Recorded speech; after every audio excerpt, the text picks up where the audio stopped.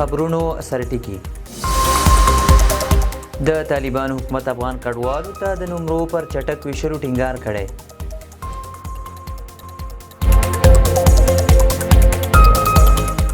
ایرانی شرکتونو کابل ته د پنجشیر اوبو د لیک په برخه کې پانګونې ته چمتووالی ښودلی.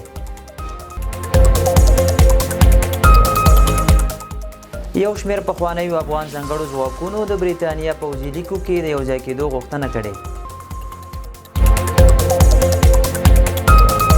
اسماعیل بقایي ویلي چې تهران کې د وژل شوي افغان جنرال قضیه تر جدي تعقیب لاندې ده.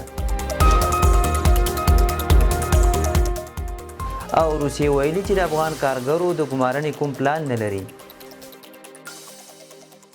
او اوس هم بشپړ خبرونه. افغان کډوالو ته د ځمکې نمرو پر چټک ویشلو ټینګار شوی. د کډوالو ستونزو ته د رسېدنې عالي کمیسیون مشر او د ریاست الوزرا اداري مرستیال مولوي عبدالسلام حنفي په مشرۍ یاد کمیسیون غونډه وکړه. د خبرپاڼې له مخې په دې غونډه کې د طالبانو مشرتابه د سپارښتنو پر بنسټ تازه راستنو شوو ته د خوراکي توکو، غنمو او نغدي مرستو پر ویش خبرې وشوې او راستنو شوو کډوالو ته د ځمکې ویش لړۍ پر چټکتیا ټینګار شوی دی.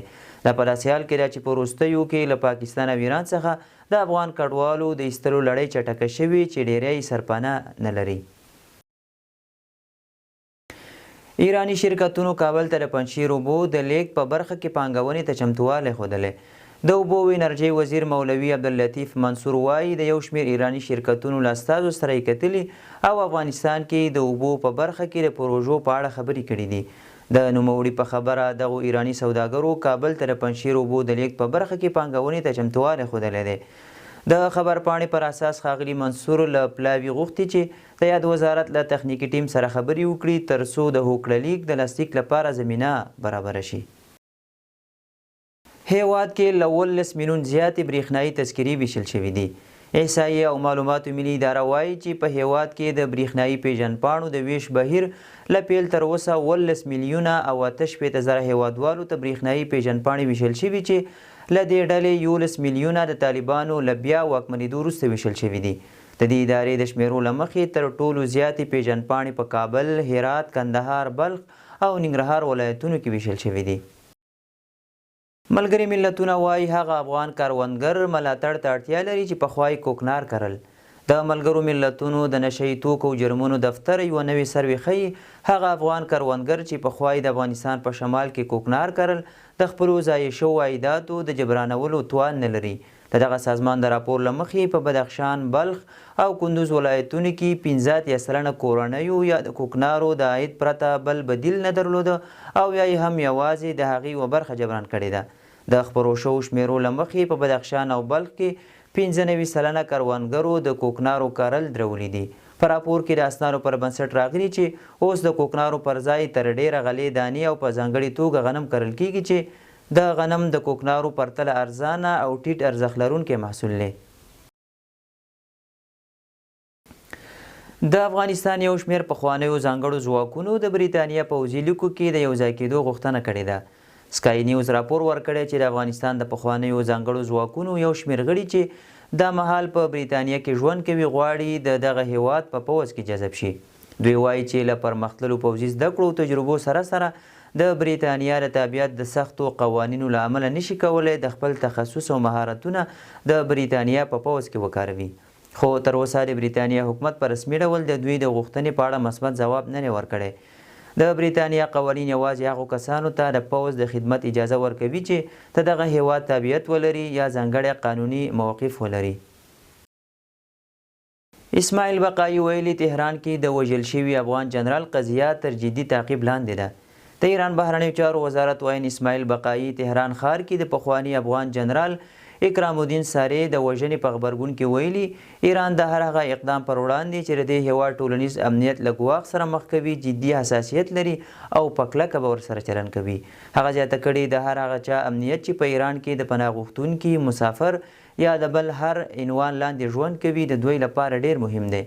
نوموړي د ښاغلي ساري او د یو بل پخواني افغان نظامي د وژنې په اړه ویلي دا قضیه له لومړۍ شیبې راهیسې د ایران د امنیتي مراجعو لخوا په دقت تعقیب شوې او لا هم تر څېړنې لاندې ده. جنرال اکرام الدین سری چې د افغانستان د تخار ولایت د پولیسو پخوانی قومندانو د تیرې چهارشنبې په ورځ په تهران کې په یو سوال برید کې ووژل شو. ضمیر کابلوف ویلي چې روسیه د افغان کارګرو د ګمارنې کوم پلان نه لري.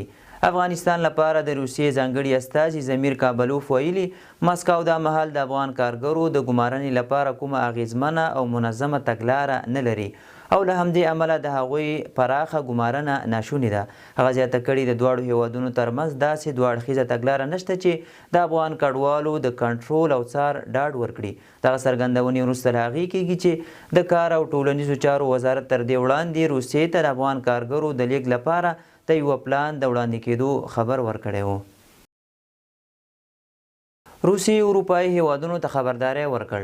د روسیې بهرنیو چارو وزیر سرګی لاوروف ویلي که د رضاکارانو اتحادیې په نوم د اروپایي هیوادونو ځواکونه اوکراین ته ننوځي نو روسیه به یې د برید مشروع هدف وګرځوي. د اروپایي هیوادونو او اروپایي ټولنې څو مشرانو د روانې میاشتې په نیمایي کې په یوه اعلامیه کې ویلي وو چې د اوکراین د امنیت په تضمین کې باید د اروپا په مشرۍ د اوکراین د متحدو ځواکونو جوړول هم شامل شي. د بریتانیا دفاع وزیر جان هیلي ویلي د رضاکارانو اتحادیه کې برخه اخیستونکو هیوادونو د خپلو ځواکونو جنگي کچه لوړه کړې او په اوکراین کې د سرتیرو د احتمالي ځای پر ځای کولو ته چمتووالی نیولی دی. د امریکا ولسمشر ډونالډ ټرمپ نن د اوکراین له ولسمشر ولادیمیر زیلینسکي سره په خبري ناستې کې ویلي چې د اوکراین جګړې د پای ته رسولو لپاره د سولې په خبرو کې پرمختګ شوی خو د سیمو په اړه مسأله لا هم نه حل شوې. زیلینسکي وویل د سولې د شل ماده ییز پلان ځینې برخې شاوخوا 90 سلنه وروستی شوي دي او د اوکراین لپاره د امریکا امنیتي ضمانتونه بشپړ عملي کیدونکي ښکاري. د اوکراین ولسمشر د 2015 کال له پای ته رسېدو 2 ورځې مخکې امریکا ته سفر کړی څو له ولسمشر ډونالډ ټرمپ سره د اوکراین او روسیې ترمنځ د جګړې د پای ته رسولو پر لارو چارو خبرې وکړي. د شال ټلویزیون قدرمن لیدونکو دا د دې مهال لنډه مهم خبرونه تر بیا ښه وخت.